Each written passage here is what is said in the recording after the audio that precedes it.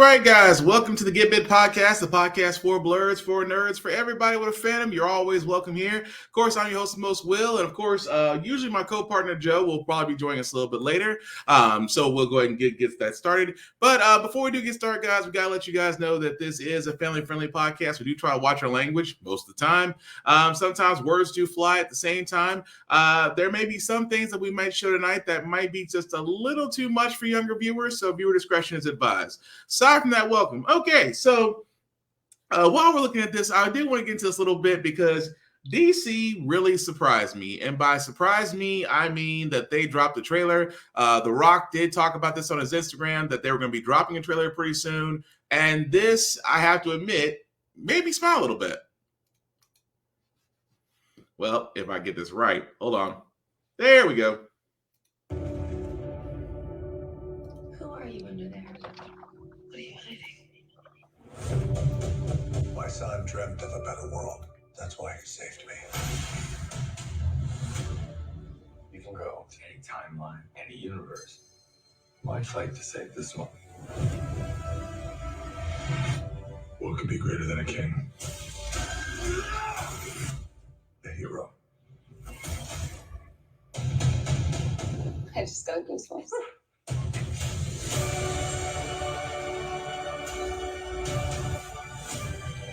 If we don't stand up, no one will. Come with us. There's a glorious world out there. Waiting for you.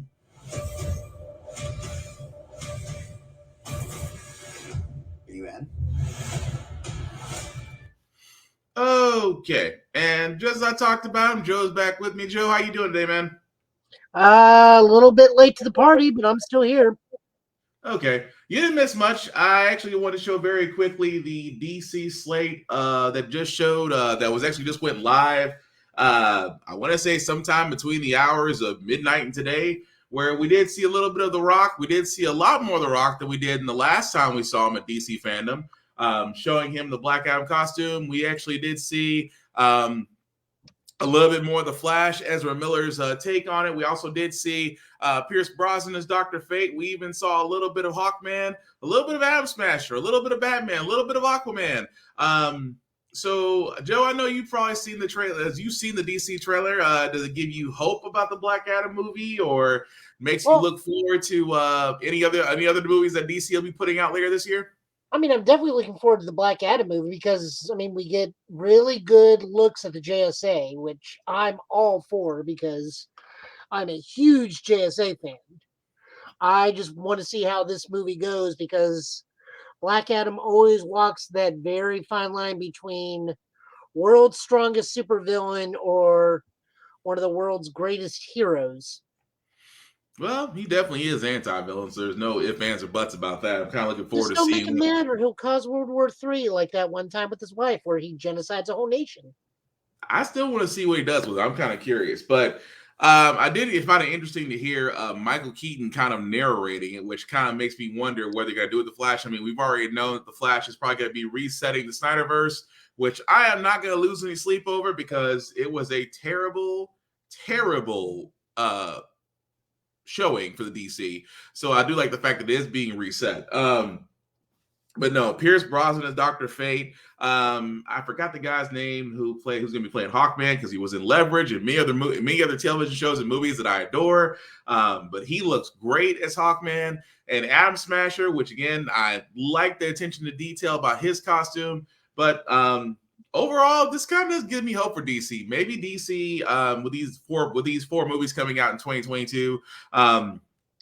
The first being Batman, which will actually come out next month, which I'm looking forward to. And I never thought I'd say that about seeing another Batman movie, but I just want to see if Twilight Edward pulls it off. I want to see it.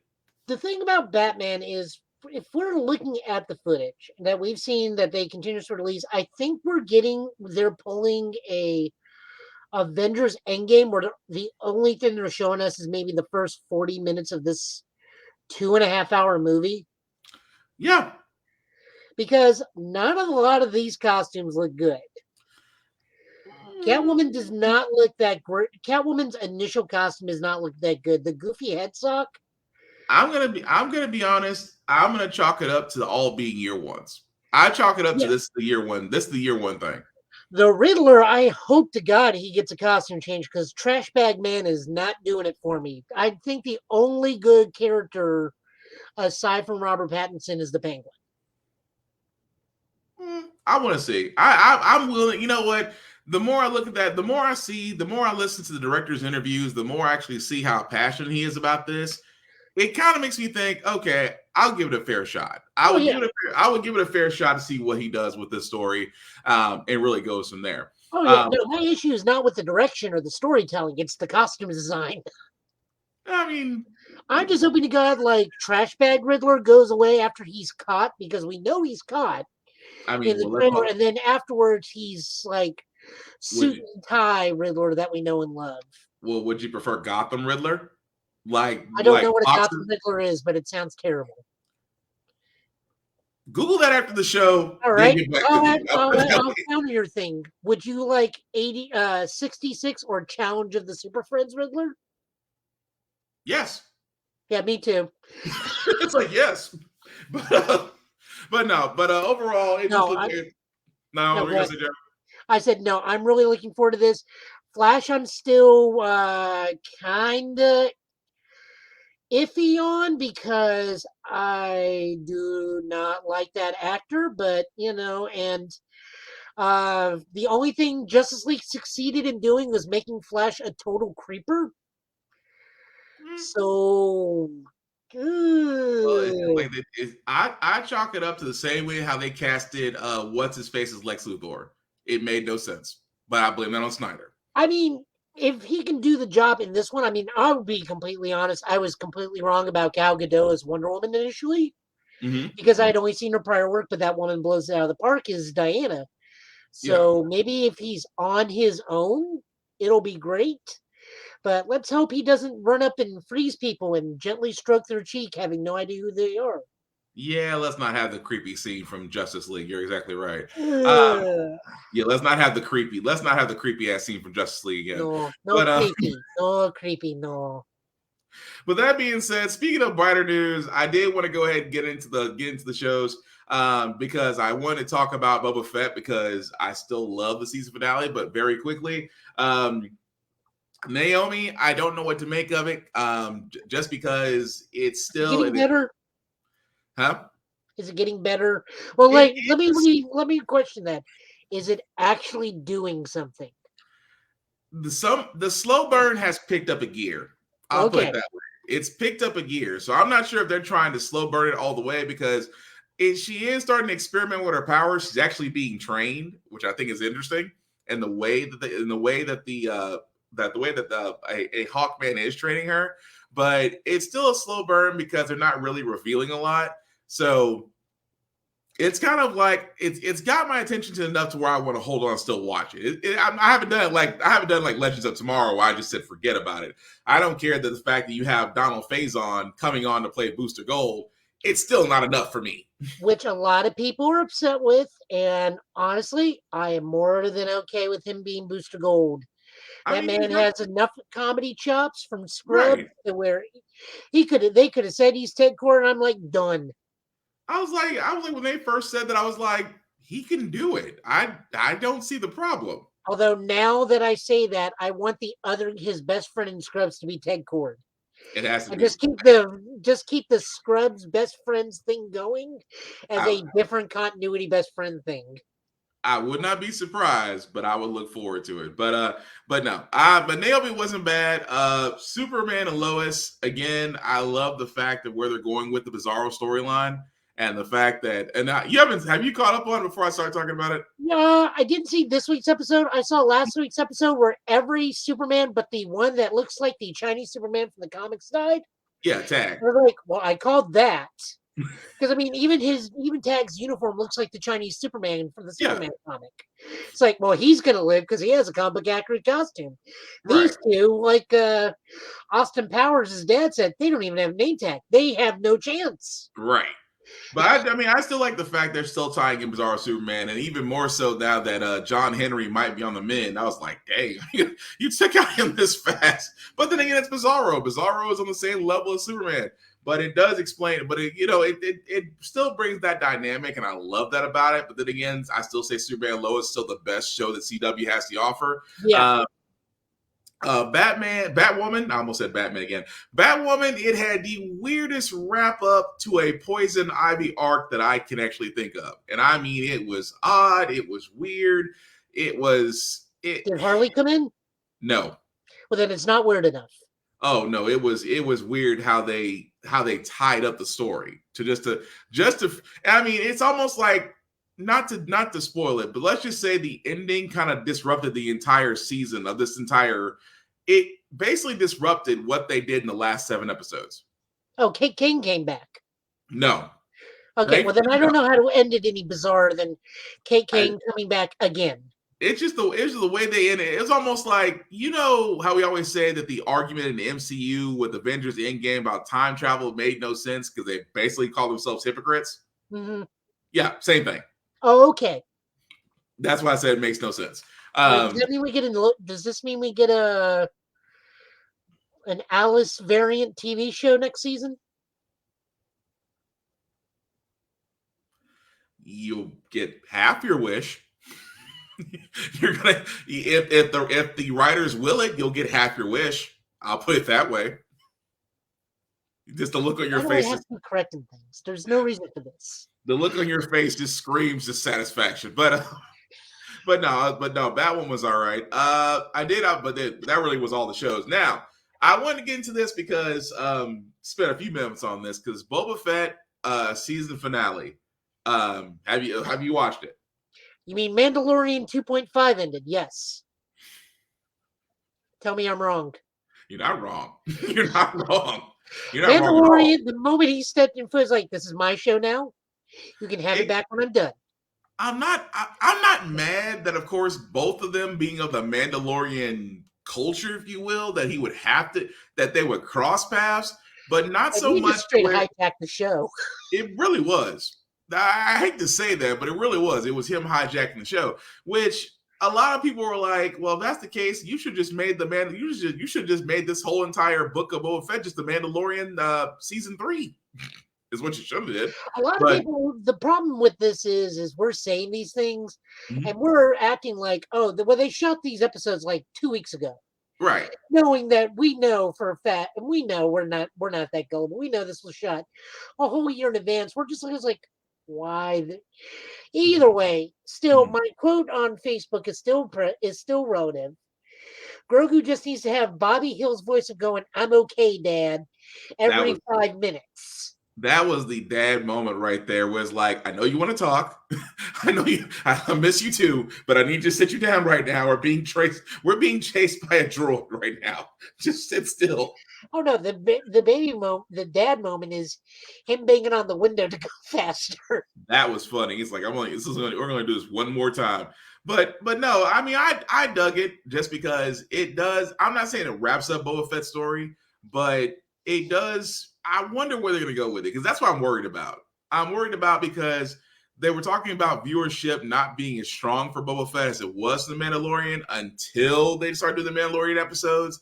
And now it looks like, because I still said what they're going to wind up. I think what's going to wind up with The Mandalorian is just that, he might go back to trying to redeem himself back in the Mandalorian culture. But I'm like, that's his apology tour. But I want to stand there and say, but you have the black saber. By old law, you rule all of Mando. So it's kind of like it's almost like anything you say really can go. So the thing that I think turned a lot of people off is with Mandalorian, we were jumping from world to world. We were going from, let's face it, Kurosawa movie to Kurosawa movie. Yeah. With this with Boba Fett, we were pretty much trapped not only on Tatooine, but one of the capital cities, and we stayed there. Yeah. Now the show gave us some things. I mean, we got a real life version of Black Chrysanthemum. Yeah. So for me, that just screams we're 2 droids in a Indiana Jones style Doctor away from a Dr. Aphra series. Pretty much. we know Cobb Vanth is big in the book, so we know he's coming back. We know he's coming back because of the after credit scene. Yeah, I love that part. I was like, because in my mind, Timothy Olyphant playing him was awesome in my opinion. Now, honestly, I had to go look it up who it was because I was just like, is that one? Is that one of the Sith Lords in the tank that we don't know about? And I had to go because I had to Google. It's like because I think the next Star Wars thing, besides Besides Kenobi, Mando, is Ahsoka. So I'm sitting there thinking, it's like, is there a Sith Lord somewhere on Tatooine that we never knew about? well, there was always two. There was always a Sith and an apprentice. Yeah, I mean that was the thing. So I was like, oh, it's Cobb Vanth. Okay, thank God. I don't have time to invest in another Sith Lord. Probably with zippers. But Dang, just damn.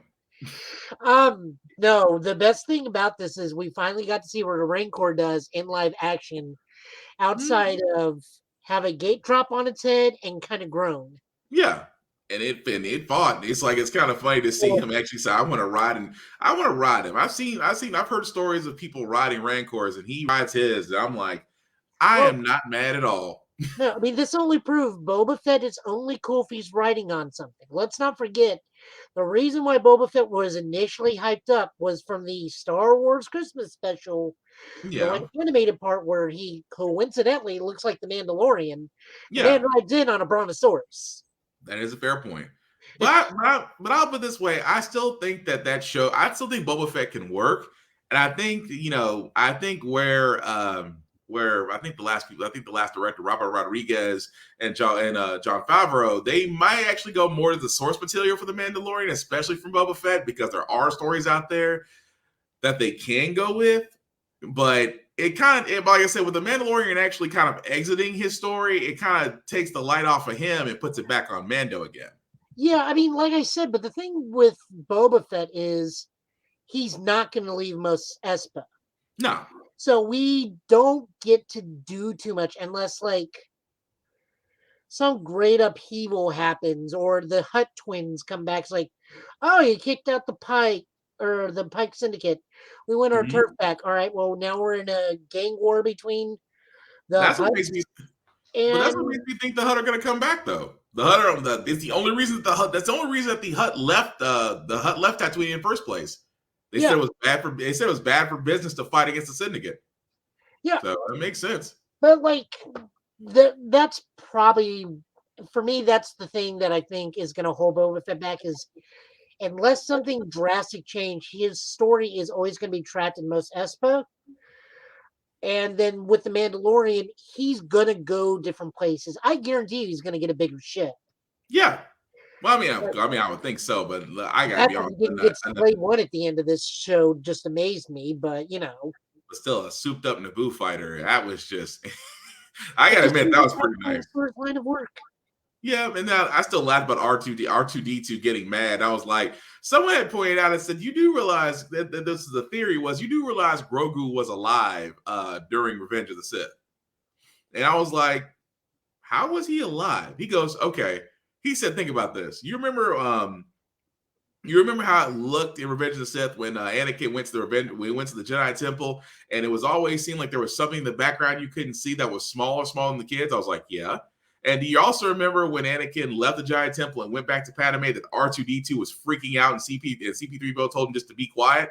Yeah. He says Grogu was hiding inside of R2D2. That's why he was excited to see him. I was like,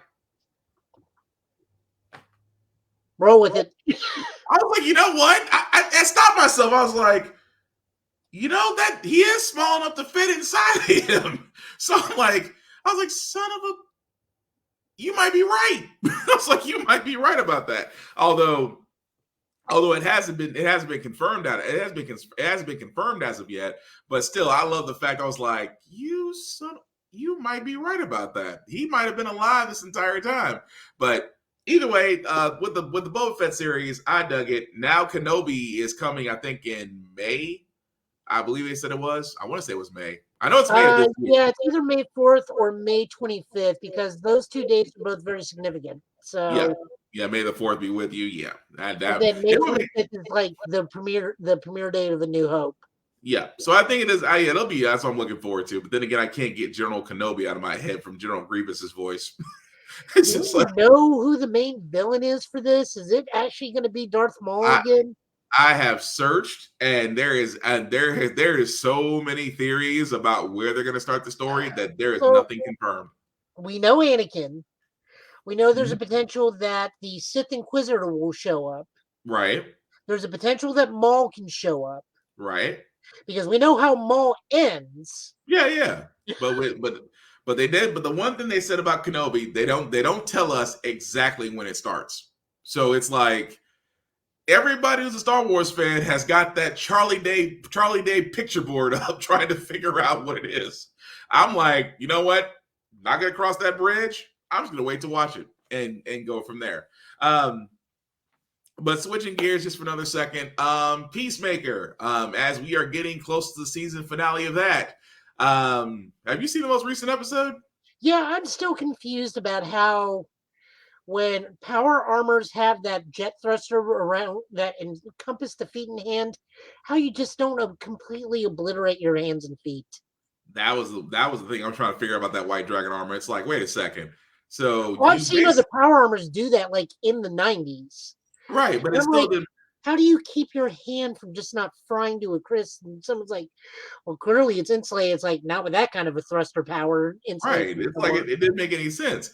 But I got on the fact that Vigilante figured out how to actually disable it. Vigilante was not the go-to support person in this episode. Although his one tactical error, you like those helmets, so I grabbed them all. I grabbed all of them. And I'm just sitting there like, wow. And the look on John Cena's face is like, yeah. It's like all his hopes got thrown out.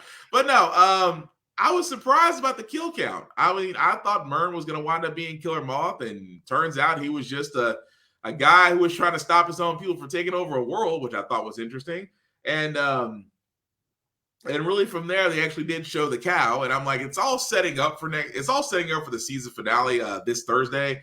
But I have to be honest, I like what James Gunn has done with Peacemaker has, to my mind, I understand it's not going to be everybody's. I mean, it's James Gunn, so it's not going to be for everybody because he does have a twisted but funny, sometimes really dark humor, funny sense of humor.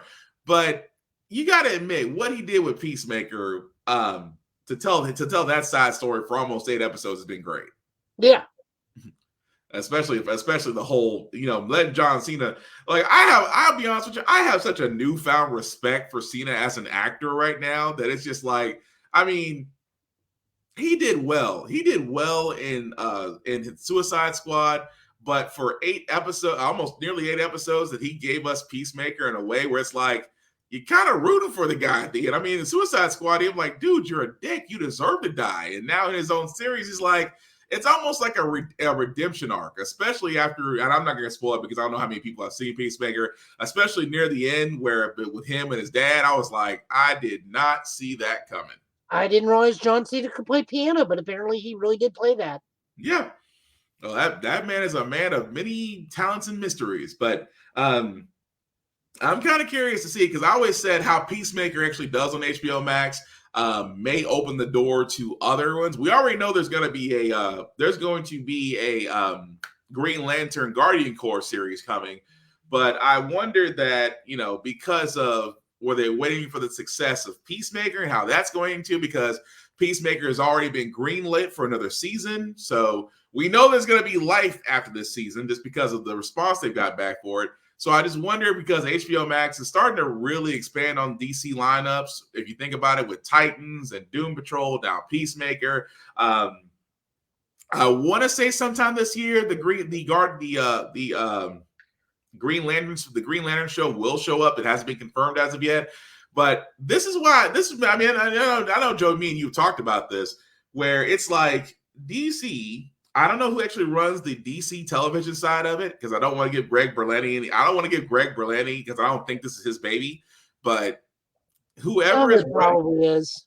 I mean, I would like to think he probably has a hand in it. But with all these shows on HBO Max having much success, it's almost like did somebody finally right the ship? And can we kill all the shows on CW?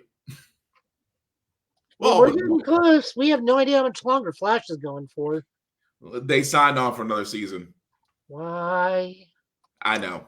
I saw that last week when it was like where Grant Gustin. Just don't get me wrong, Grant Gustin, awesome guy to play the Flash. I think he was for television the best person to play the Flash. We need to learn how to do sound clips so we can just get that Keenan and Kel scream of Keenan going, "Why?"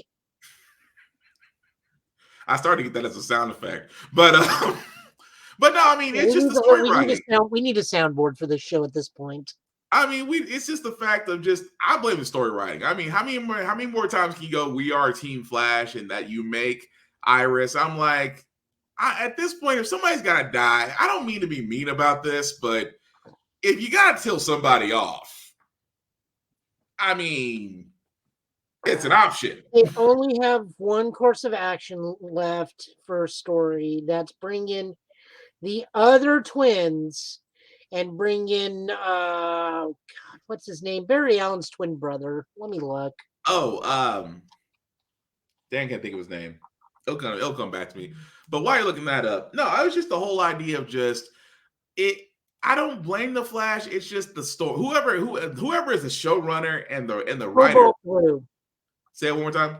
Cobalt Blue. That's Barry him. Allen's twin brother, Malcolm Thon, meaning that to get Malcolm's original actor back, who didn't die, right? Got taken into the time stream in season 1, and I honestly God think that's their only option for season 9 as a villain is Cobalt Blue.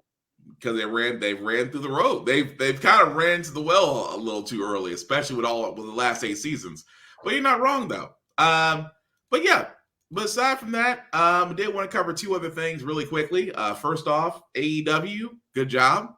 I was pleasantly surprised to see you kind of gave some wrestling fans some hope for 2 reasons. Number 1, Keith Lee, who in my mind I've already seen the picture of him throwing the dude, and it's saying Jazz and Keith Lee is Uncle Phil. The funny part is I was going to play that, but I saw it on somebody else's podcast and they got banned. So AEW is being very careful about that. So I was like, I wanted to show it here, but I was like, it already got hit on somebody else's podcast. So I was like, nope, not going to do it, which I think is kind of crazy considering AEW allows a lot. But hey, that's TBS, not on me. Aside from Keith Lee, Jay White, for all those who don't know, if you don't follow New Japan and any other wrestling indies, he's also in AEW, which again makes my heart smile because those are 2 wrestlers that I do follow, and I'm really wanting to see what they do in AEW, considering the fact that AEW has 4 shows and the roster keeps on growing. And I just want to say that a little bit because that made my heart smile because Keith Lee is by far one of my favorite wrestlers to date, aside from Adam Cole, but that's another story. Meanwhile, there is some video game news that we have, and I'm not talking about Horizon Forbidden West, which comes out next week. I cannot wait to play it. I am not talking about Destiny's next expansion of The Witch Queen, which again comes out February 22nd. I can't wait to play that. I can't wait to play it as well. But the few games I did want to show that had trailers for, which again I'm looking forward to. One of those games I'm about to show the trailer for right now is called Atomic Heart. If you have not seen Atomic Heart, in my mind, Atomic Heart is a first-person shooter that looks like BioShock and Wolfenstein had a baby. Check it out.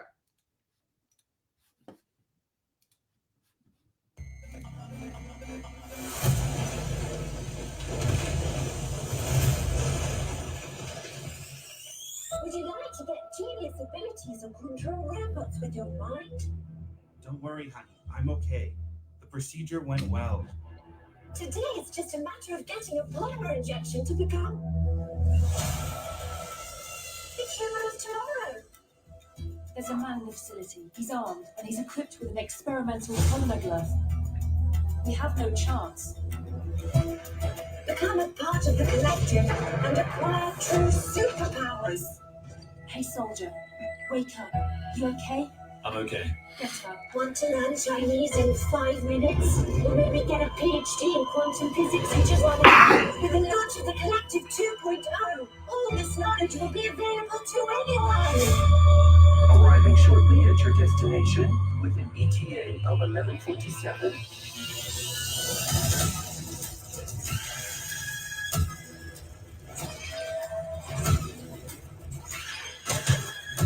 Shut up!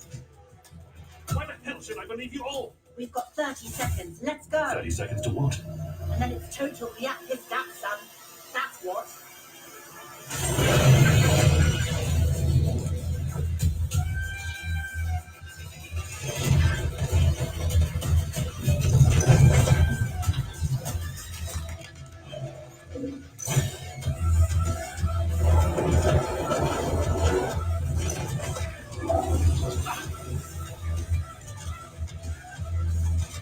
What the hell is going on?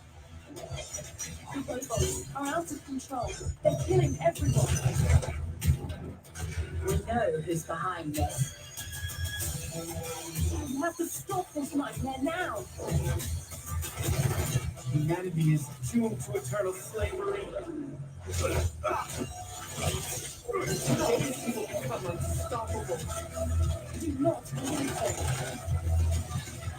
I don't even know how to believe anymore.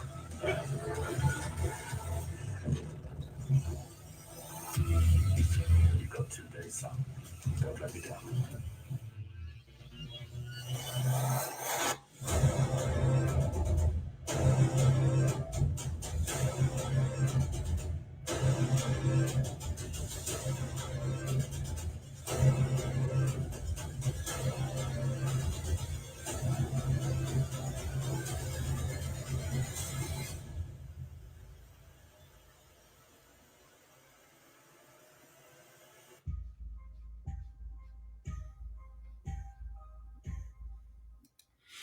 And all I can say on that is well done. For anybody that ever wanted to release a trailer and give us next to nothing in information, and the reason why I paused it right here, because number one, it is going to be coming out in 2022. The bottom part, because for all the months that end in BER, good luck, because at that point it's a guessing game. But that is Atomic Heart, which again is one of the trailers that caught my attention. Which it was developer Munfish. Again, it is a first-person shooter, and the first time I saw it, it was BioShock because of the one hand being magic or abilities, the other hand actually being your weapons, and a little bit of Wolfenstein, just because if you haven't noticed from the blood and gore, it does kind of remind me of Machine Studios. What's wrong? BioShock meets Fallout. Yep, another person said that too. You're not the only person that said that. Okay. Another person actually said it as well as BioShock meets Fallout, which I completely understand as well. But again, it does come out in 2022, whether October, November, December. We know somewhere between the next 4 months it's going to come out. We just don't know when. But again, it's going to be coming out this year. But another game I'm going to show very quickly as well before we get to the Nintendo, because I know Joe had some thoughts about that with the Nintendo Direct channel that came out.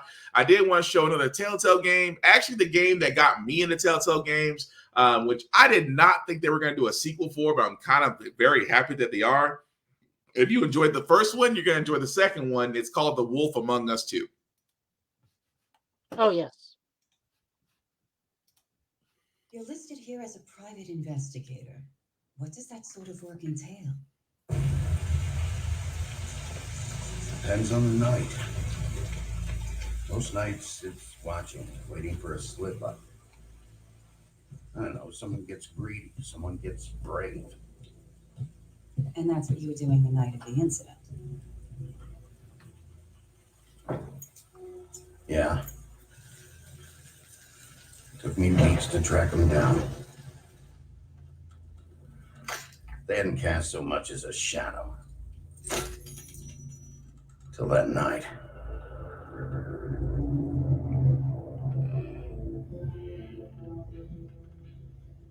You've been hesitant to share with us. I assume it has something to do with confidentiality associated with the job.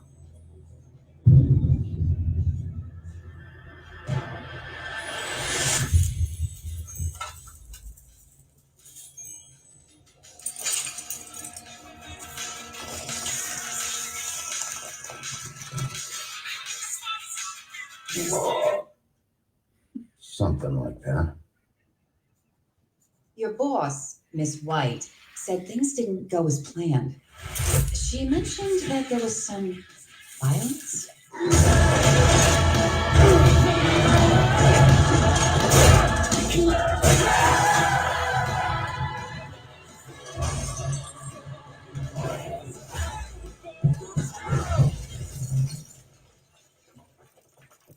In the moments when you find yourself losing control,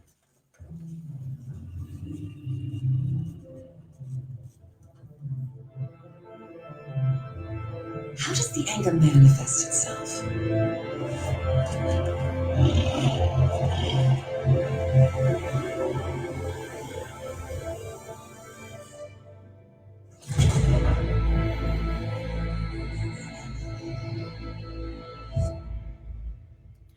And I don't know about you guys, I am freaking excited. Joe, I think you kind of gave a little bit of exuberance too to this, didn't you? Oh yeah, no, I'm a huge fan. Actually, I just got Fables Compendium 3 and 4 today. Oh, nice. I'm a So huge fan of this. I mean, yes, they make Dorothy a professional hitman in this world because if you technically think about it, yeah, Dorothy is technically a contract killer in the world of Oz. yep. So I'm looking forward to it. Unfortunately, it will not be out until 2023. They haven't actually gave him a month on it, but as you can tell from me and Joe, that actually got me into Telltale games. Was that actual game? Well, the predecessor to that game got me into Telltale games, and again, love the fact that what they're going to do with it. I did not think it was going to get a sequel, but I am certainly glad that it is. But anyway, what do you say, Joe? I want to know where in the timeline this is because the first Wolf Among Us was 20 years before the first game. That is So true. I want to know where in the timeline this is because it says Snow is his boss, not his wife. So that's prior to the marriage. Right. So I want to, like I said, I'm just reiterating myself. I want to see where this is in the timeline for the books.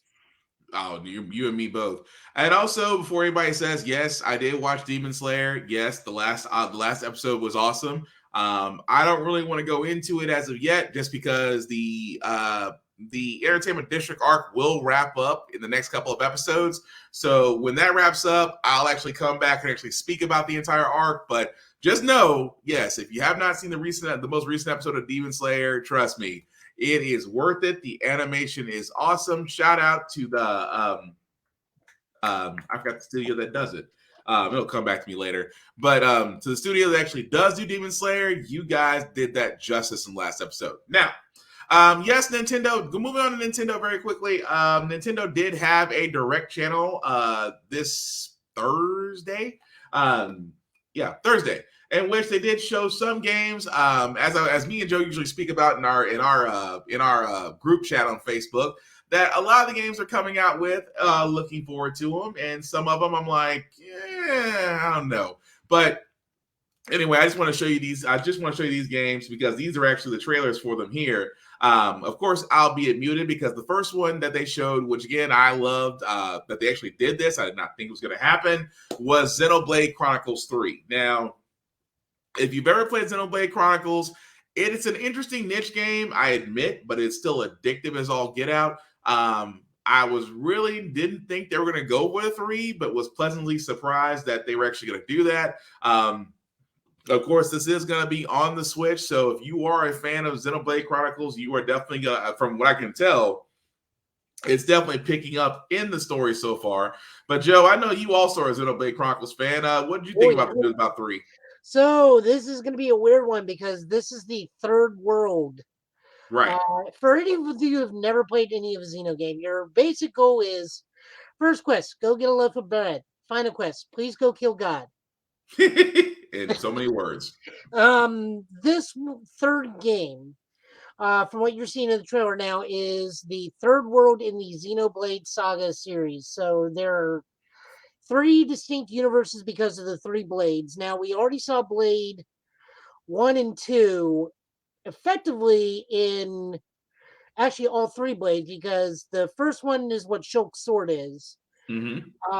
The positive blade and the negative blade are the thing was. So this is a fused world, a new universe, basically just from this right there, because we see the sword of Mechanis and one of the Titans that make a world. So Xenoblade 3 is a brand new fusion world, which may or may not carry over some characters or characters look like, because we see the girl next to the new main character looks like a older Nia, Yeah. but it may just be this world's version of Nia. Yeah. So I'm just glad they're actually going to come out with it. But Yeah. I had so many friends that were messaging me. It's like, it's happening. It's happening. yep. There's And more even going more to be in so, this. I don't know.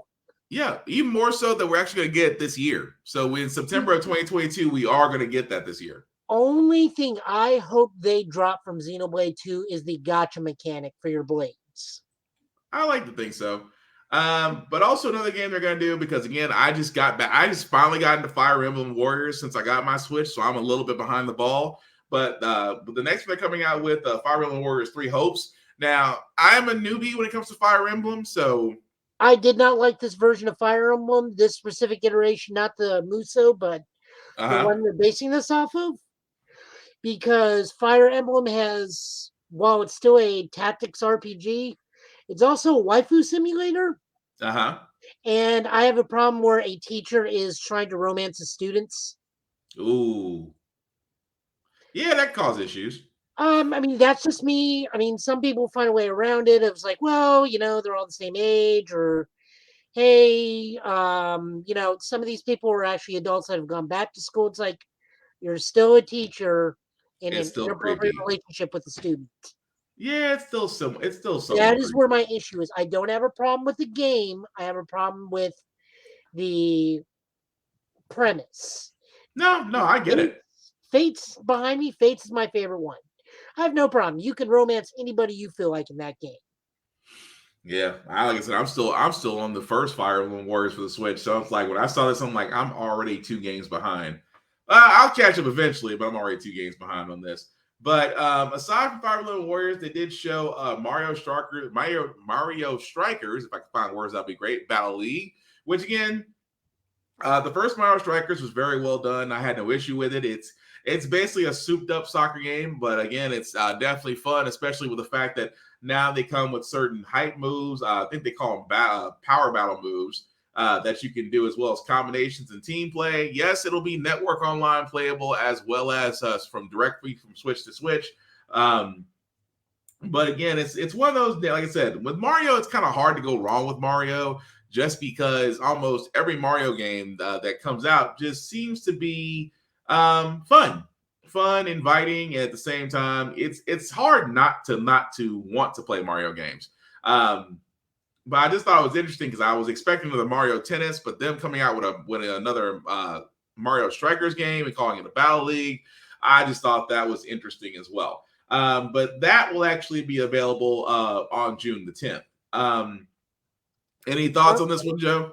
Well, we know what we can get me for my birthday because mine's on the 7th. So, just throw that out there, no, this is great.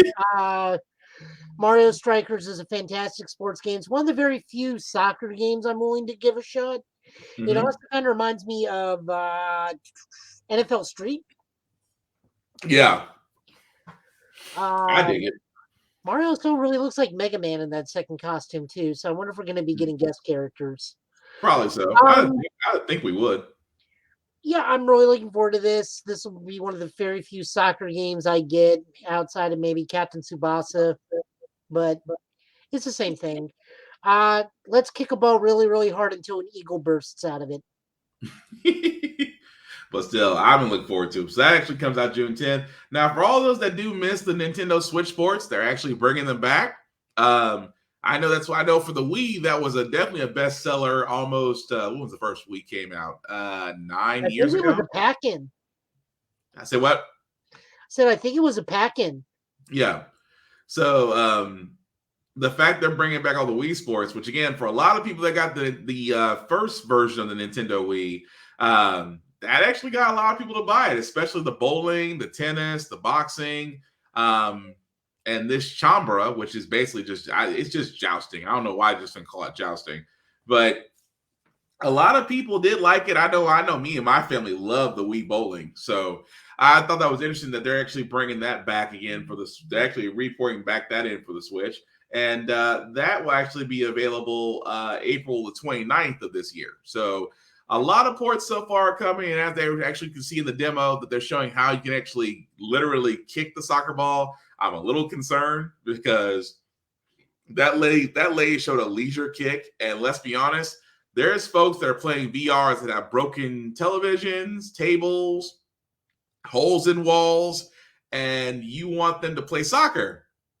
Yeah, I don't see the danger in that, not at all. But again, that comes out this year for those interested in that. Mario Kart Deluxe will have a DLC coming out.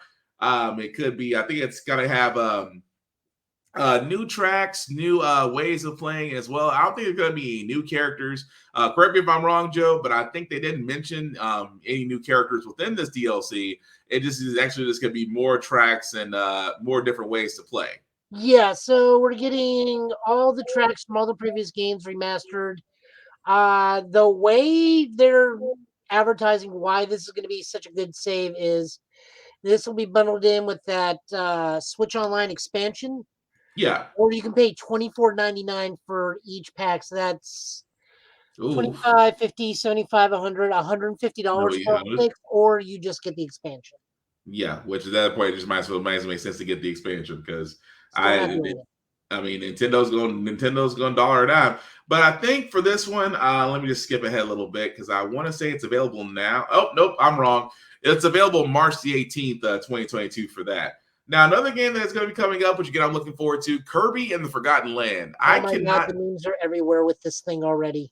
Yeah, but I had to do the math on this. Has it really been almost 2 decades since we had a Kirby game? Says we had a standalone Kirby game, yes. Okay, so I was right. Well, let me put it that way. A standalone Kirby adventure game, because we've had all those like assortment pack games or like I think the last one that wasn't on a portable system. Actually, I don't know. I know we had Kirby Robot on the 3DS, but that's the last one I can remember.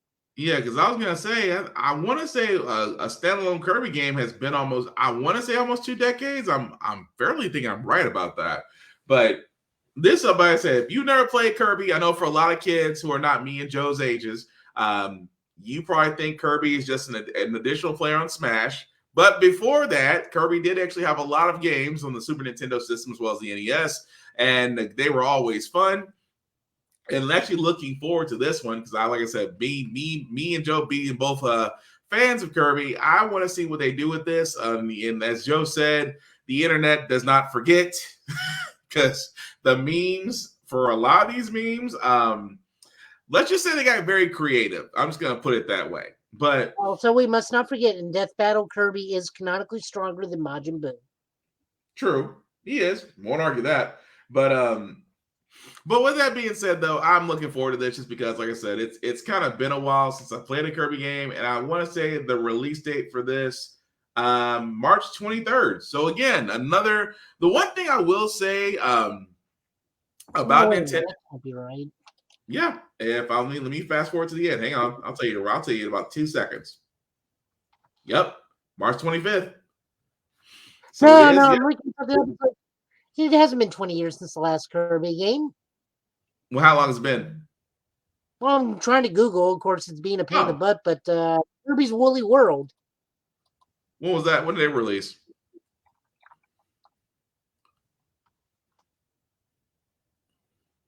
Trying. The internet's being a pain in the butt right now. No, you're good. But as you're looking that up, because I want to say it had to be at least a decade. At least I want to say almost. It has to be at least 1 decade, almost 2, since the Kirby standalone game. But 2015. 2015. So, oh wait, that's Yoshi's Woolly World. Kirby. It's Kirby something. String. As you're looking that up, for all those, Kirby the Forgotten Land is going to be coming out March the 25th. Epic yarn. Okay. Give me Okay. one moment. So what's the year on that one? Kirby's Epic Yarn, 2010. All right, so that's about right. A little over a decade. Well, half where I said 2 decades. But yes, but Kirby the Forgotten Land, it does actually come out March 25th, which again, I wanted to point this out about Nintendo. They are doing a lot of games, but a lot of these games are actually this year, which again, I love. I am a little bit concerned just because with games that are coming out, especially the same year that they're announced, you always worry about patch issues. Thank you for listening to me this far.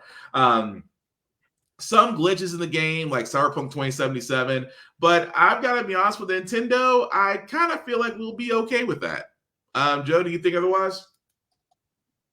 For which one? Splatoon? For any Nintendo games that are coming out. I mean, have you ever ran into any glitches or anything like that while playing them? Oh yeah, tons.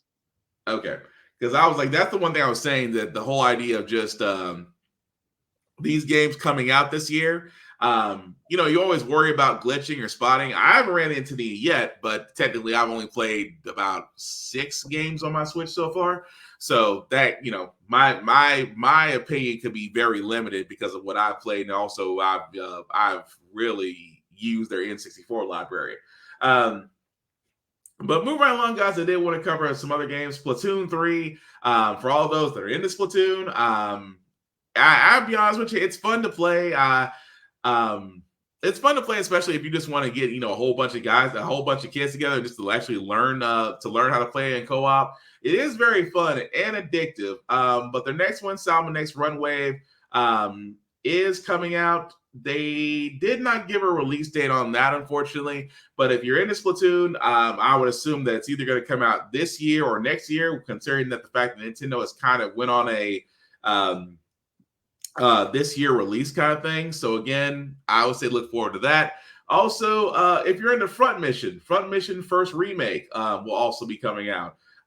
If you like the original Front Missions, I think they were first Japanese imports before they came to NES. Those remakes will be coming available as well. They also did show Advance Wars 1 and 2, both recamp. Again, turn-based strategy games. If you're into that, I used to play those a long time ago, but like I said, it's always nice, and plus, it's always about strategy. And again, strategy games are also great to play. So I would always definitely suggest those. As those I know will be coming out this year. I think they said October of this year. And another game I know I'm looking forward to, I know Joe's looking forward to, Chrono Cross, which is basically a game I never thought I would actually see on a Switch. I am not going to lie to you, because Chrono Cross was initially a PS1 game, and the fact that we're actually seeing it on a Nintendo Switch is screaming volumes about this. Not only that, but we're actually going to get a new rendition. They call it a Radical Dreamers edition, which means we are going to get all the original characters, which basically, if you've ever played Chrono Cross before, understand that Chrono Cross has a lot of different endings depending on who's in your party. But I'm looking forward to it just because I cannot tell you the last time I played Chrono Cross was the last time I played Final Fantasy VII. So I am definitely looking forward to this. Joe, any thoughts on Chrono Cross? They made it pretty, but they kept the funky frame rate.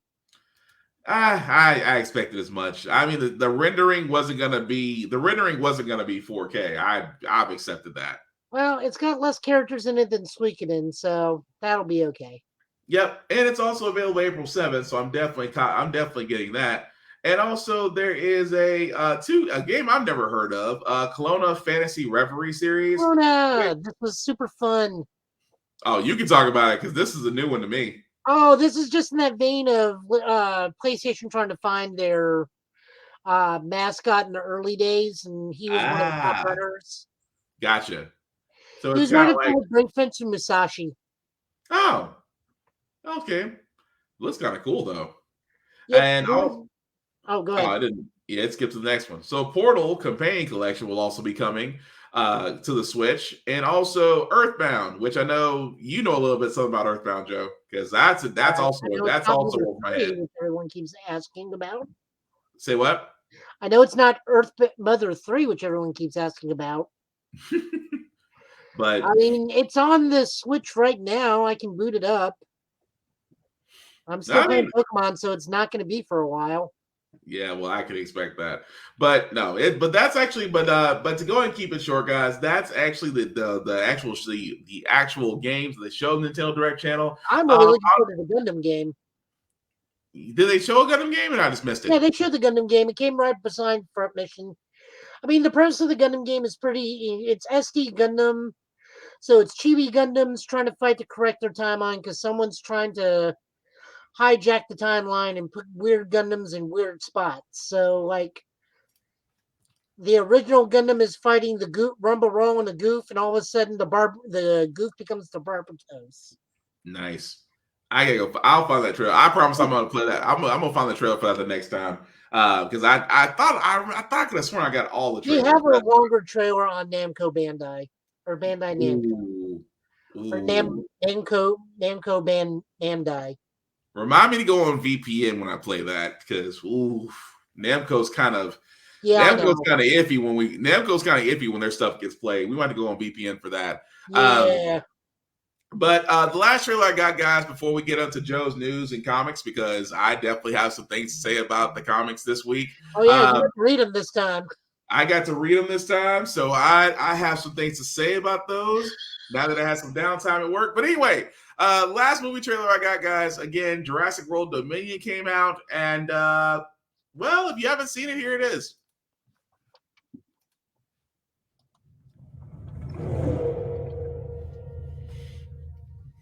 I wanted to show them something that wasn't an illusion.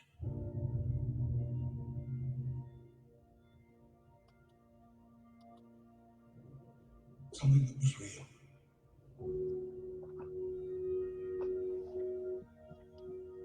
Something that they can see and touch.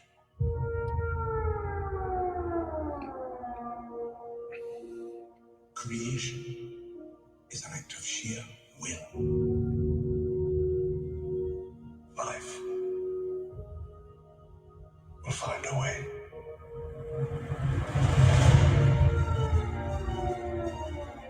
We can't keep her here forever. They find out we're never going to see her again. We gotta protect her. That's our job. Humans and dinosaurs can't coexist.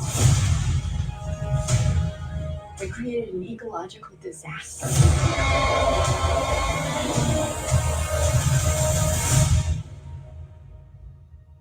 Ellie Sattler. Alan Grant. You didn't come out all this way just to catch up now, did you? You coming or what?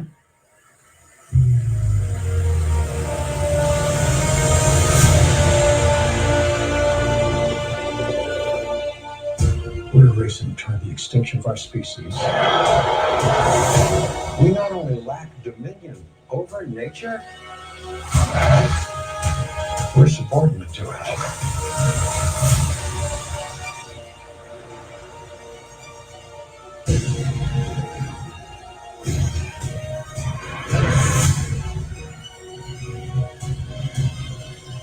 Come back. I always come back.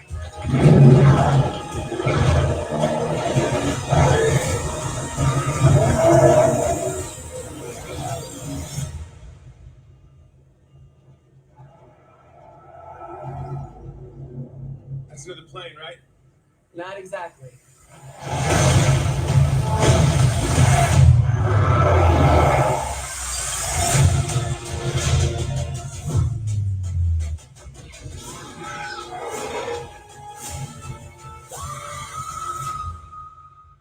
Don't move. Bigger. Why do they always have to go bigger?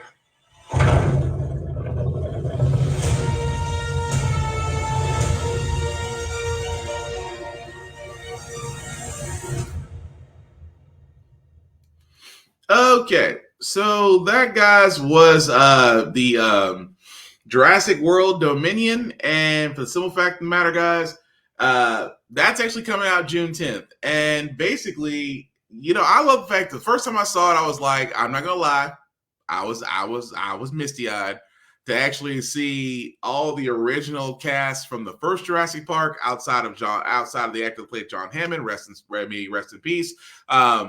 But just to see Ian Goldblum just sit there and go, he never did sit there and say I told you so. But let's gotta be honest.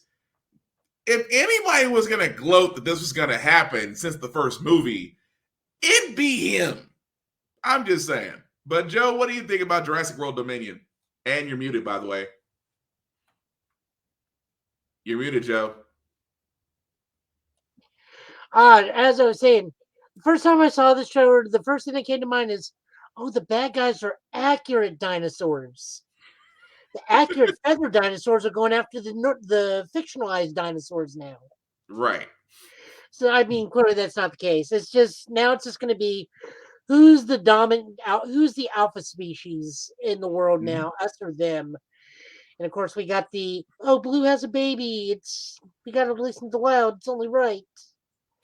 Well, And I mean,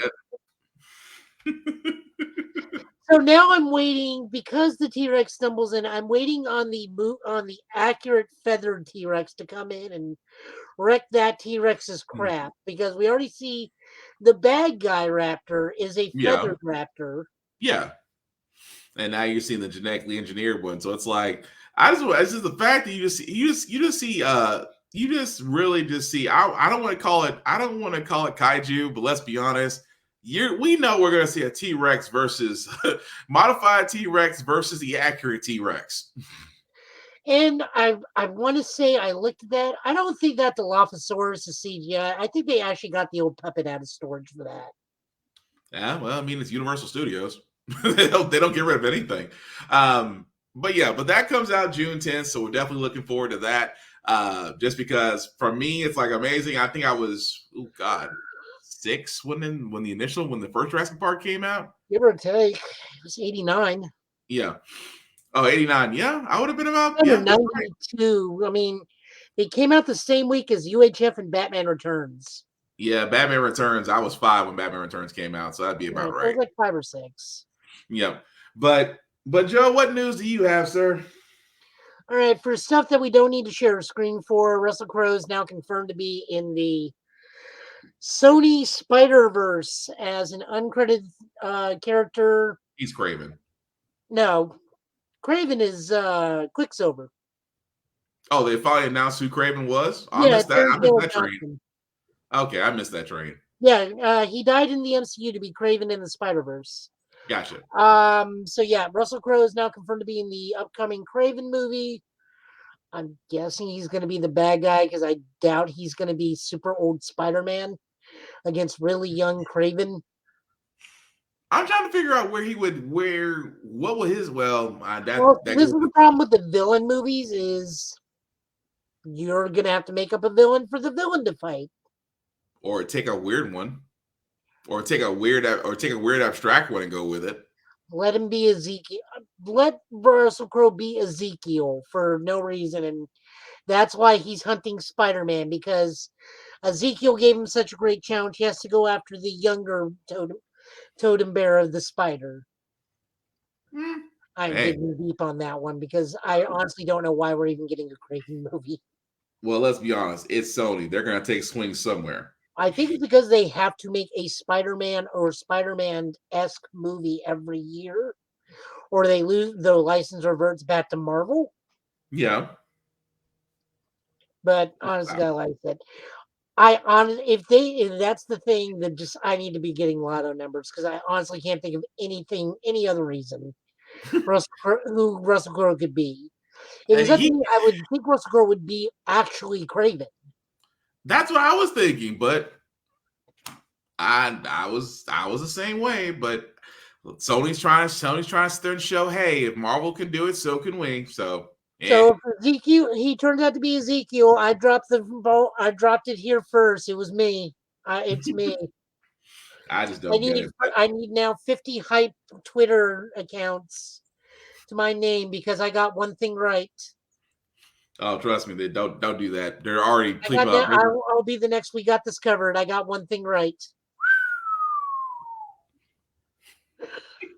Dang. Dang. You're not wrong. You're not wrong at all, but damn. All right, for stuff we do need to share a picture on, we got. Hang on. Yep, All right, go for it. we got Dark Crisis coming up, an event 30 years in the making. I don't think that's the case, but this is the crisis that we've been building to since, I guess, John Kent was born. Very much. So the whole Dark Crisis thing is there's somebody bigger and badder than Perpetual in the background, and he's assembling the great evils across the multiverse, including, I guess, Deathstroke, Necron, some dude I don't know, Eclipso, Magog, Doomsday, Right. and Alpha Darkseid, and whoever this dude is in the background. I'm gonna guess Zod. Probably. I sound lackluster in this one. It's just because this is the new Josh Williamson book that he's been writing since New Frontier, whatever we're calling this arc on there, that spun out to become Justice League Incarnate that honestly no one's paying attention to. Right. And he's kicking it off with the event when he takes over Justice League and retires the Justice League book at 75 because the Justice League all died to these people, meaning the new Justice League of the future state Justice League will slowly be coming in, which I'm okay with because that means more Yara Flora and more Sojourner Mullins. I'm down for that. Yeah. But I mean, what do you think? Are we due for a crisis? Are we due for a reboot? It's a slope. It's really a slope because I don't want to say crisis because that just seems to be the crossover event for DC. I mean, it is. I mean, that was the first big crossover event. Was it Crisis on Earth? But it goes back to what I said in previous podcasts. It's like I want a crossover event that's not Crisis. We got that. That's what Dark Knight's Metals was. They don't say it's a crisis. It's officially known as the Metal Wars. But that's the thing that bothers me. That part right there is like, we can't call it a crossover, but it is a crossover. We want something as major as Crisis, but even Dark Knight Metal, even the DC Metal, I was like, I mean, I'm not mad about the attempt. I did like the story, but so what differentiates a crisis from what happens in Dark Knight Metal is when you get a crisis, the universe fully resets back to issue 1. Right. Where Dark Knight Metal, the world only reset prior to Metal happening and made it to where it could never happen. Right. But that's the thing about it. I don't want to reset. I guess the reason why I say that is because with Crisis, it always seems to be that. It's always a reset back to its 0 point. And as a person that's been a fan of previous Crisis stories, it's like, give me something to where we can't go back to what it used to be, if it makes sense. It's like, I don't want to say go in game with it, but that's pretty much what I'm saying, because it's almost like, it's like what we talked about with them going with the death of the Justice League. It's different, but it's been done before. That's why I was sitting there saying that I would rather want something that moves forward, that changes the DC universe as we know it, instead of resetting it.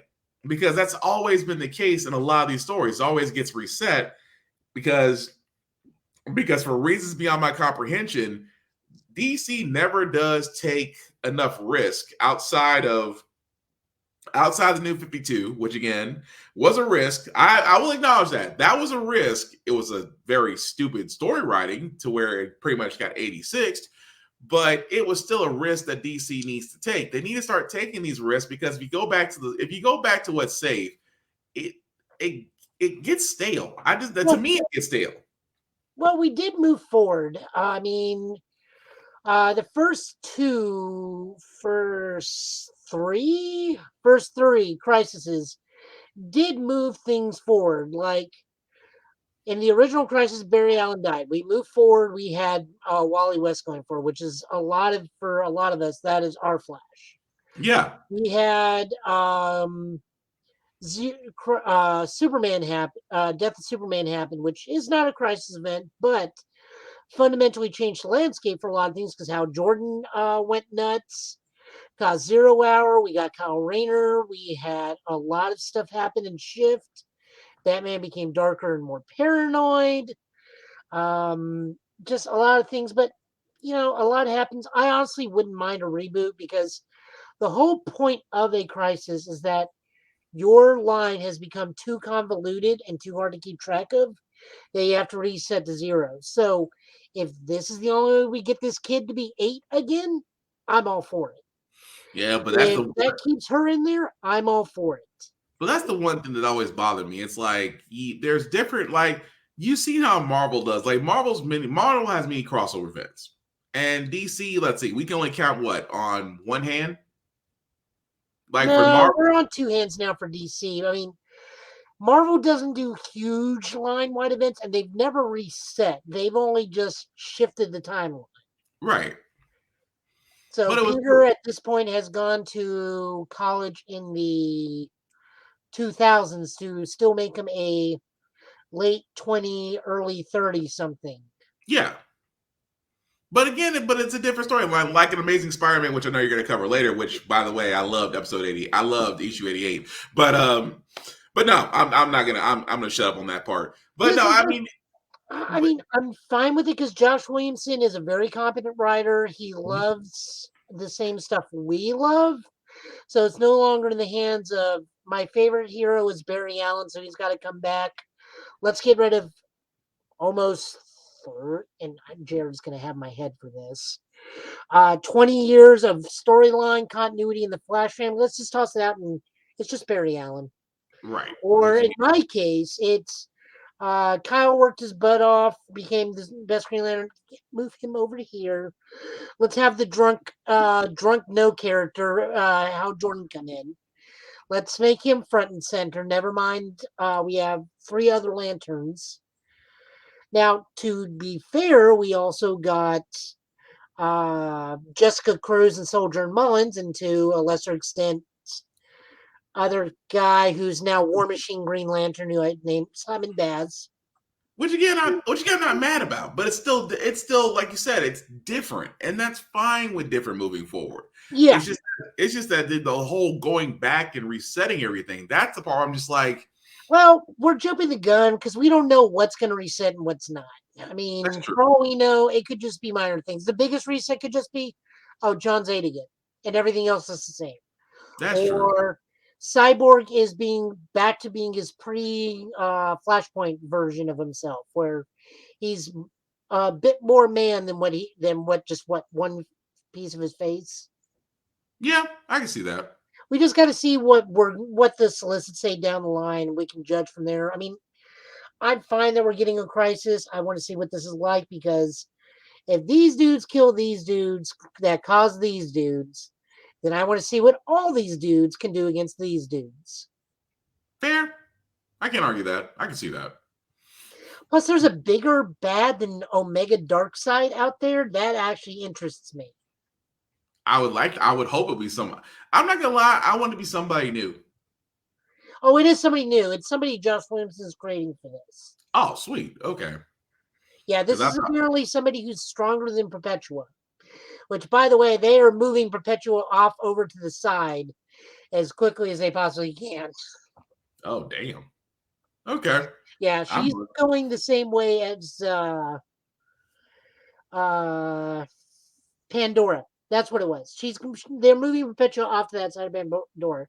Supposedly, this was the guy that influenced Dr. Manhattan to take a peek at the DC universe because now they're saying Doomsday Clock is now canon. And okay. It's all this dude in the background. So not this one, the one with the 2 big glowy eyes. Right. I'm like daring, but okay. A little gutsy. I kind of feel like that guy from Dodgeball right now. Bold strategy, God. Let's see what works out for him. He's powerful enough to nudge and maneuver Dr. Manhattan. So that definitely is saying a lot. But no, I look forward to that. What was the other thing? Oh, we already discussed the casting of the dude who's playing Booster Gold. Now I really do want him to be the If other dude to come in and be Ted Cord. you know what, I'll take that back. I will literally watch the episode where if he's in Legends tomorrow, I will watch that episode to see if he is going to be in the Booster Gold suit. So here's how we judge this: does he have his skeets? That's how we judge how good this Booster Gold is. I'd say the jury's going to be out until I see it. And can we get Rob Paulson, or not Rob Paulson? Who does Fry's voice? Actor. Because I was going to say the jury's still out on that till I actually see him. If I see him and the mannerisms are exactly what I've always read and thought they would be for Booster Gold, that's why I'm just like, he has the ability. Well, we got to figure out which Booster Gold this is. Are we getting the JLI version where everything's a Ponzi scheme to get more money, or is this the Keith Giffen and J.M. DeMatteis era Jerry Dugan Booster Gold, where he's like, yeah, I got to play this role of an idiot in order to protect the time stream? You know what? Because Legends of Tomorrow, I'm going with the latter. Either or is fine. As long as they get Billy West to do skeets again, like he did in Justice League the Animated Series, I'm good. I think it's going to be the latter. I think it's going to be him playing dumb because he has to. Because that's why I was like, it fits that little crazy show. So that makes me think that'll be it. If that's the route they're going to go, I think it'll be that one. But I still want to see it. I know a lot of people are like, but that's not the person who I would cast. Yes, Nathan Fillion would be a great Booster Gold as well, but the man has got a busy plate. I'm like, Nathan Fillion has a very busy plate. Say what? Said he's also just a little old now. Yeah, but he can still play Nathan Drake. I still go back and watch the fan remake sometimes. Anyway, incidentally, they said something about Nolan North will be doing the audiobook for the novelization of the Uncharted movie. So they got Nathan Drake just to read the Nathan Drake movie. I will get that audiobook. But you think I'm kidding. I really will get that audiobook. But yep. But definitely we're gonna be looking forward to that. So because I'm gonna let you go first on this one. Yeah, we're starting with Batgirl. This is written by Becky Cologne and Michael Conrad with art by George Corona. It's not a bad book. I mean, the girls are taking on the tutor while Barbara's still dealing with the seer. Mm-hmm. Honestly, at this point, the storyline's okay. I'm more in it for the super trippy visuals because this still looks like a cartoon you may see on Adult Swim. Oh man. The storyline, like I said, is just kind of meh right now, but I'm still okay with it. I feel the same way. It's gonna grow on me. It's gonna grow on me because you're trying to see the camaraderie between Cassandra, between the two girls, and the fact that Barbara is kind of like she doesn't. Well, it's kind of funny in the comic. You see Dick call her, well, at least you're not a helicopter parent. He's like, yeah, at least I'm not a helicopter parent. We all know how that feels, right? And I'm like, it's also fun to see the most dangerous Batgirl just chilling in her apartment in a giant unicorn robe. Yeah, which again, I thought that was funny. But yeah, but the tutor, I was like, the tutor after this, I was like, so he is just their version of Scarecrow. Yeah, I was like, really, the mask and then the hypnotizing. I was like, are we trying to say Scarecrow and Mad Hatter had a baby? The whole thing of just talking about everybody saying focus, and at the end of it all, it's like, oh crap, you weren't even that close to him, and yet you're saying focus. Yep. So that's all. But again, I was like, it was an okay issue, but I gotta admit, it did kind of grow on me a little bit because I was kind of curious, and like you said, the artwork was daring. I think that's what stuck out to me. Yeah. That George Corona's George Corona's artwork in this book is fantastic. It's vibrant. It's fun. It's just the story just needs to catch up to the art. And it's very different. That's the reason why I said I love the artwork. The artwork is so different from any Batman or Bat Family comic. That's like, you know what? I can rock with this. I want to see where this actually goes. But yeah, I mean, as far as the issue, I mean, I got no issues with it. It was okay. So it makes me look forward to the next one. Moving right along, Superman Son of Kal-El by Tom Taylor, and I got it pulled up. Where are you? Cian Tormey. So they're still fighting the Leviathan, and in the grand scheme of things, John's Lex Luthor is Bendix is releasing his iteration of Infinity Inc. Mm-hmm. by releasing his own superhero squad known as the Rising. Yep. That's all this was to me. It's like, oh, this is Infinity Inc. 2.0. Pretty much. Also, John saves some people. John doesn't save some people and is sad about it. Without spoiling too much, Aquaman gets involved. I enjoyed it. It's a good book. Tom Taylor never just really disappoints. He gets young characters. I liked it. Art was good. Nothing Oh, I really love to this. complain about. I Except for mean, the fact that, like I said, this is just the unveiling of Infinity Inc. 2.0. yeah. I mean, it wasn't unveiling, but at the same time, it like I said, well, like I agree, not a bad issue. As far as Superman, just showing that even though he is a Kryptonian, it's a little bit of the humanity side of it. He doesn't think about the lives that he saves. He thinks about the lives that he's lost, and things that he would do differently. And the fact that he saw compassion for the Leviathan at the end of it all, I was like, it's like, did the people who wrote Superman and Lois get together on this? Because I'm digging it. Yeah, I was like, I John's was like good. really digging that. John's good. But yeah, I love that. I love that. I love that issue. Almost that episode. All right, moving right along. We got Radiant Black, issue 12. This is the penultimate issue before the big crossover. This gives us the origin story for Radiant Pink, who is a live streamer and just having a bad day and then gets turned into a superhero. Really good. Really, really good issue. Written by Kyle Higgins, art by Megan Camarina. Yeah, I really enjoyed this too. I'm actually looking forward to Supermassive when it comes out at the end of the month. That's going to be legit. We can also direct you guys to go over to Polygon, look at and search for Radiant Black. They have an excellent article on Radiant Black as well as Radiant Black's and the I'm calling it their Tokuverse. The actual terminology is the Massiveverse. Right. They have a full roadmap for the Massiveverse. Yeah, but I mean that I keep want to say episode. That issue of Radiant Black, I really did like it. I said, you don't really find good origin stories, and I was like, that one was perfect. And not to spoil it too much, not to really go into spoiling details, but Best Buy must have free licensing to use their likeness everywhere. That's all I'm saying.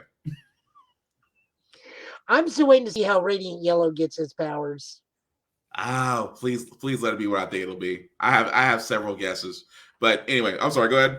No, like I said, I really enjoyed this. Please look forward to when we cover Supermassive. That'll be a long talk. I believe we're jumping over to Marvel. Yes, we are.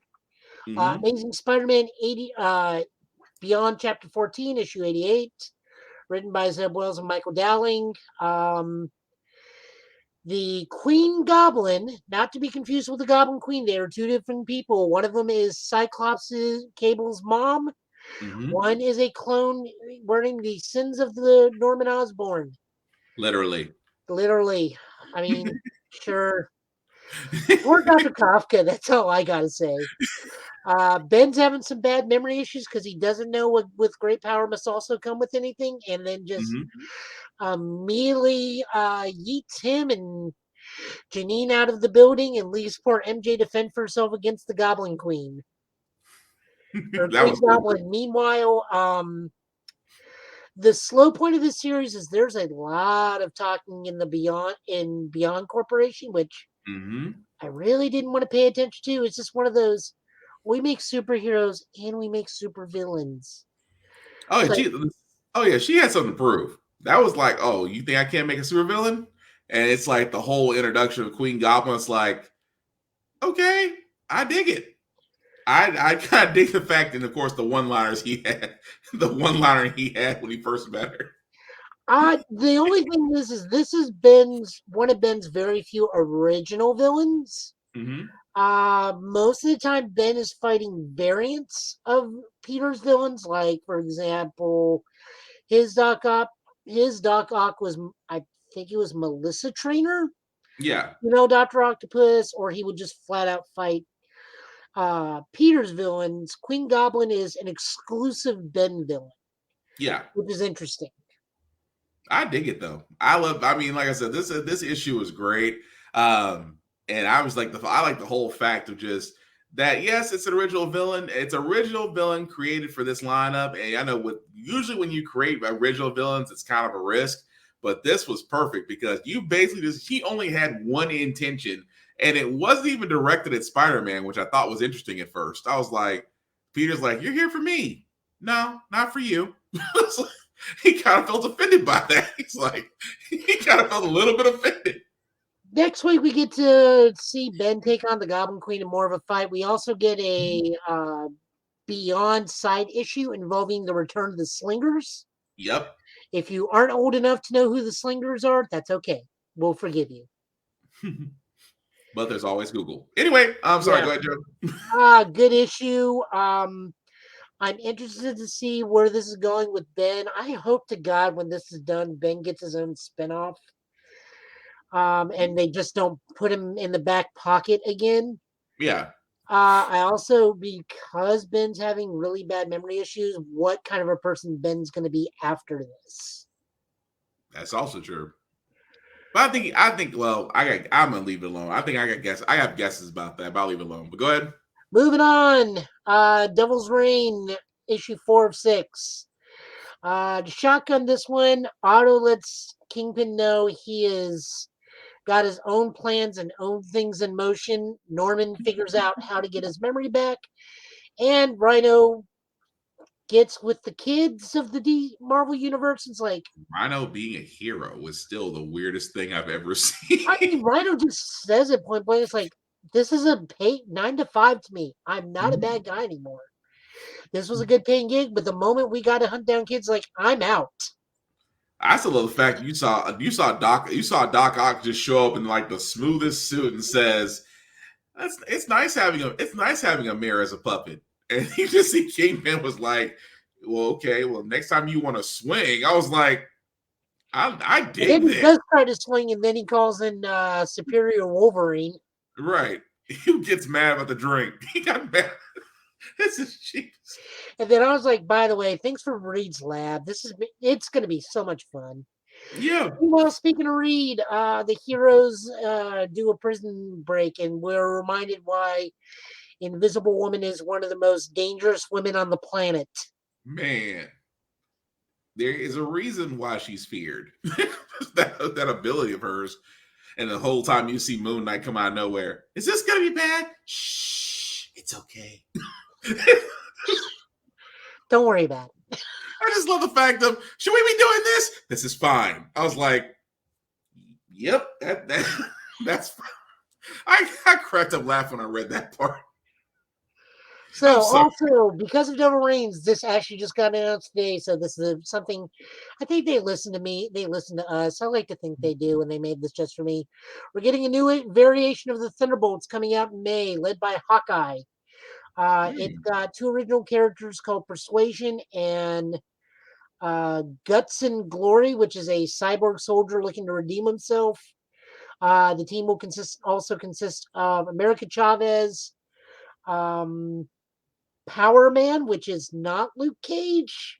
Interesting. I think there's a teen hero that has a power set similar to Luke Cage, so he's taken the moniker Power Man for himself. And Monica Rambeau will be the new Thunderbolts. It looks like it's right now a 5-issue miniseries, but if it sells, it'll go on longer. I mean, Shang-Chi was only supposed to be 8 issues, and now we're getting a whole nother arc. Oh, well, that did well. We saw that coming. Oh, yeah. So, really hyped about a new Thunderbolts book. Onward to Moon Knight. By Jed McKay, and Moon Knight is Alejandro Capuccio. So while Mark Spector's in jail Hunter's Moon takes over the Midnight Mission and learns that someone in the Midnight Mission area has created a new religion, thus giving birth to a new god. Hmm. So what does Hunter's Moon do? Tell Khonshu, hey, someone's invading the territory. It's a new god. Can you take care of him? Dang. So we get to see a fight between Khonshu and a new god, and it does not go well. Okay. Uh, and then Hunter's Moon goes to the vampire secretary, Mark's vampire secretary is like, so I'm really sorry I tried to kill you the first time we meet you. She's like, yeah, I don't forgive you. Damn. Good issue, solid art, Devil's Reign tie-in. This just lets us know what's going on in Moon Knight's territory while Moon Knight is in jail. Gotcha. I'm just going to read that one. Good. Secret X-Men by Teeny Howard and Francisco Mobley. So you actually do need some background history on this one. This spins off of the first arc of New Mutants when Hickman was writing New Mutants. Like literally the first 6 issues is where this comes from. Okay. What this is the Shi'ar are once again trying to take out Lilander's daughter. So Lilander's sister, Deathbird, who Roberto Del Costa is trying to constantly get with for whatever reason, recruits Roberto and thus getting a whole team of mutants who aren't being used in the comics right now to be the new Queen of the Shi'ar's secret X-Men Black Ops team in space. This was a really long book. I'm not sure if this is a one-shot or not because this was a really long book. It did kind of feel like a one-shot, but I don't think it was. If not, this is the first of the new X-Men teams. I'm okay with this because it had a lot of the mutants I really enjoyed. Cannonball, Sunspot, Armor, and Strong Guy and Boom Boom. Forge is going to be their tech guy. Banshee is going to be the experience. Obviously, Strong Guy is what he says he is. Forge was like the annoyed tech guy. Because she's supposed to be in Marauders in March. I know. Forge sounded like the annoyed tech guy to me. But I mean, he's in space and he just wants to be left alone in the lab. That's all Forge really wants to do. He doesn't like field missions. No, understandable though. Marrow. Do you remember Marrow? She was in Marvel vs. Capcom 2. Yeah. No, that's pretty much it for Marrow. She got to make a bone spacesuit, which theoretically I don't think is supposed to work, but okay. The laws of physics do not apply in the comic world. Comic books. The bone suit in the vacuum of space. Yeah, like I said, this was a fine issue. I like it because this picks up with some of the older New Mutants cast, which I really, really enjoy. Mm-hmm. Will this be solid? I'm not too sure. Again, I'm not even sure if this is a one-shot or some sort of weird tie-in because, like I said, Tempo is supposed to be part of the Marauders coming soon. So it might. I want to say it's going to be. I think it's going to be a 5. I think it was going to be at least 4 or 5 series, 4 or 5 comic book series. I hope so. Like I said, it wasn't bad. Now we get for the big one, which I had to explain to so many people. Excellent. Robot Chicken. Do you want to know what it's like when the real world generations tries to pick a literal fight with the TikTokers? This book is for you. So this is from, as it says, this is the original Ecstatics team. So this is written by Peter Milligan with art by Michael Allard and Allred and Laura Allred. Mm-hmm. For those of you who are not aware of what Ecstatics is, Ecstatics was a X-Men book that went on a lot longer than I thought it would, where it is a bunch of mutants who try to make their mutant powers and make them reality stars. The original team was led by Zeitgeist. However, much like how reality TV rotates its cast, this book rotated its cast quite frequently because everyone that would die a horrific and visually gory death quite frequently. To the point where Ecstatics had to reboot because they ran out of cast members and went with Guy Smith here. I'm not making that name up. His name is literally Guy Smith. I just can't remember what his actual name is. And You Go Girl over there is actually the daughter of the original You Go Girl, which makes no sense, but Krakoa, so it doesn't really matter. So in Excellence, Zeitgeist's team is the TikTokers, who is all about doing live streams and getting more popularity. Meanwhile, Guy over here and his team is sticking to what they know and making a um, reality show with film and sets and everything. And they're mad because the TikTok people are becoming more popular and fighting breaks out and people get bisected and blown up. It is so. I not to cut you off. No, The more I was reading this, the more I was like, did someone contact Seth Green and say we could use your writing on this? Because I'm sorry, when I read, I was like, this is basically Robot Chicken, and I'm not mad about Robot Chicken. I love Robot Chicken, but this goes along the same lines, and I am not complaining.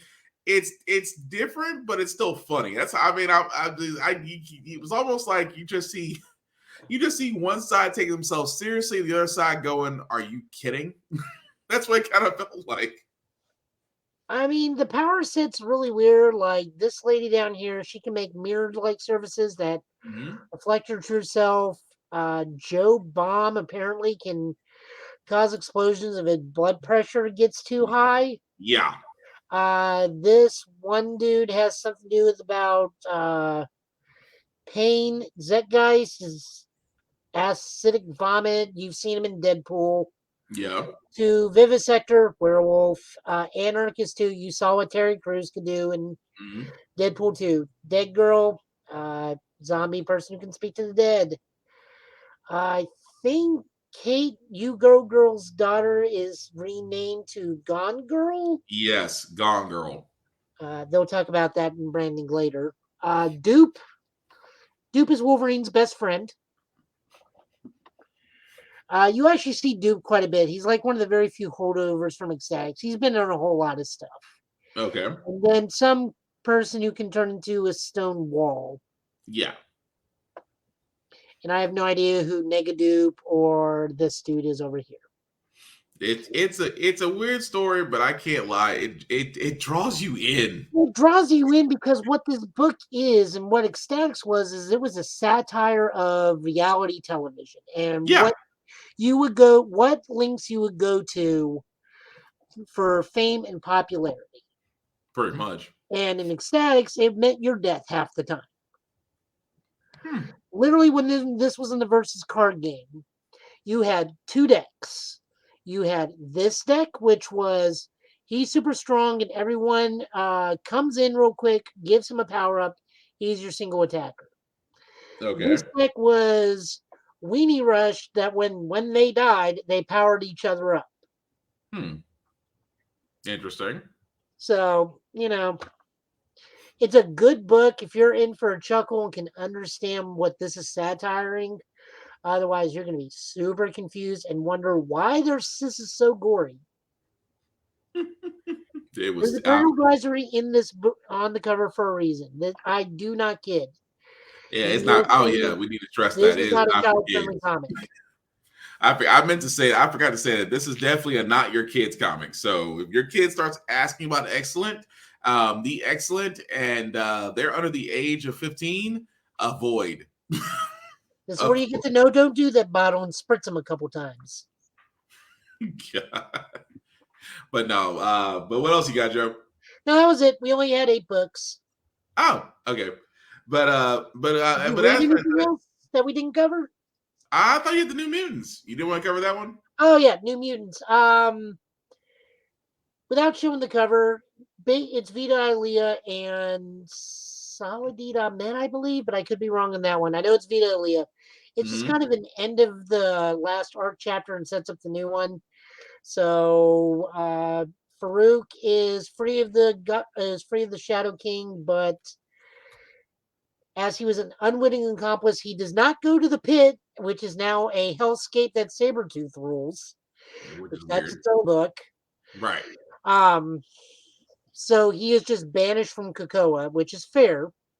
Even he thinks it's fair. Meanwhile, Ileana chalks up a bargain, proposes something to the actual Goblin Queen, Maddie Pryor, Mm-hmm. which will soon come in the new arc, which is the Trials of Magic, where she and the Goblin Queen will vie for control of Limbo, or Yeah. will share control of Limbo. I'm not quite sure because It's whoever wins rules Limbo. yeah, but the thing of it is they made it where like Madeline was like trying to forcibly take it over, but this book Yeah. shows like Ileana's like, hey, got a proposition for you. Pretty much. So I want to see where this is going. Either way, the next arc I'm really looking forward to because Magic's my favorite New Mutants. So Makes me wonder about Midnight Suns. I I mean, need to check on that. she's not leaving the party when that game comes out. I need to check on that because I think that game got delayed till 2023, but that's for we can I find out. hope not, but I mean, if it did, I'm okay with it because that needs to be as good as it possibly can be. Hey, I waited a decade for Final Fantasy VII Remake Part 1. I can wait. We waited so long for Duke Nukem Forever just to be horribly disappointed. Well, Duke Nukem, yes. Serious Sam? No.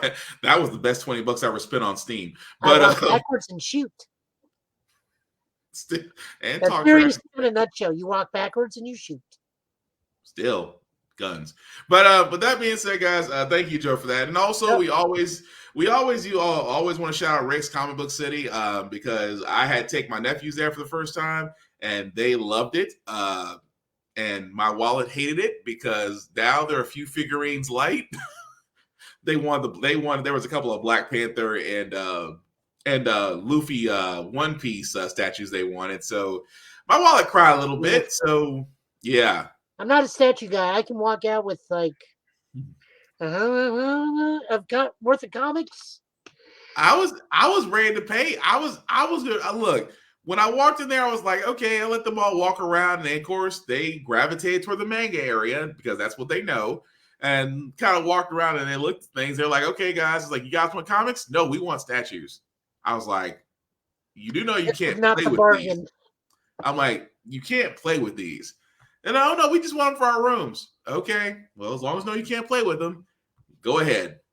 Two of them, one got Black Panther, one got Luffy, and then one got a Funko Pop.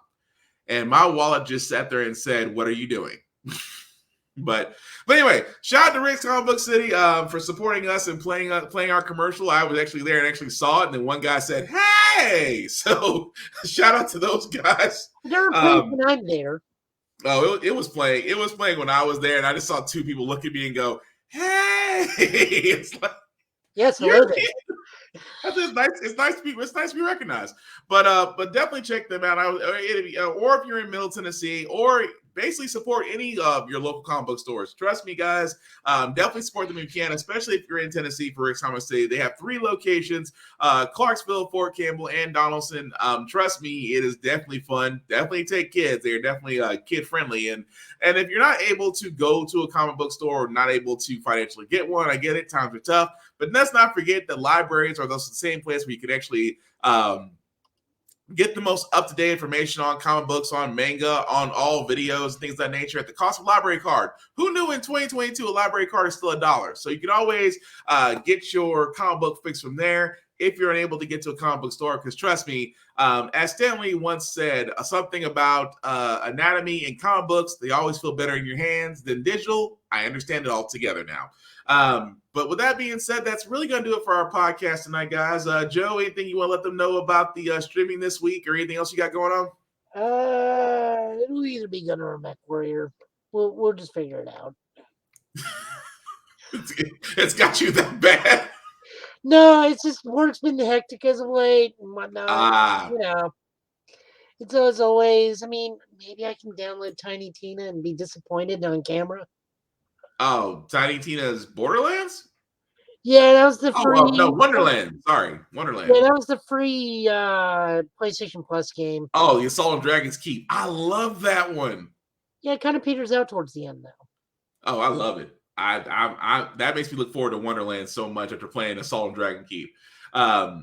But no, but as Joe has pointed out, Joe is a healthcare professional. So before I actually get to our shameless plugging, I do want to sit there and say this, guys. Please, oh please, if you haven't already, please get vaccinated. Please get your booster shots.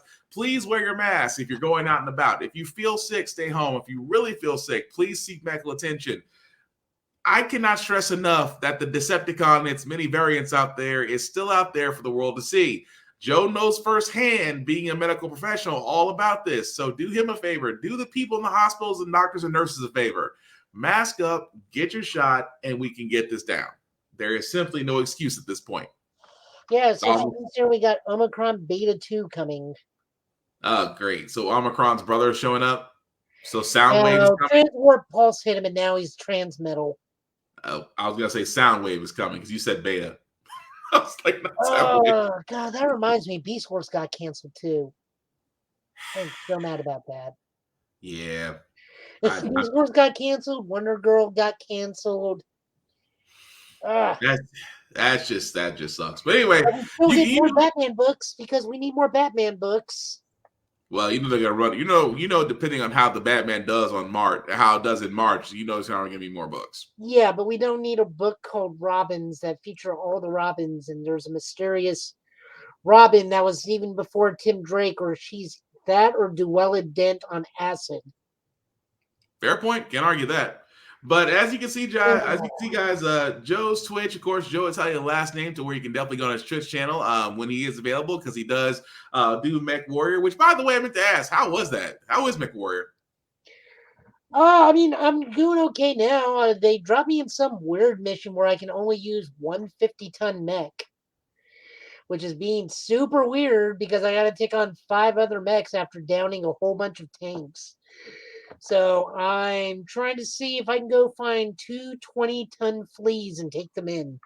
So basically Operation Kitchen Sink?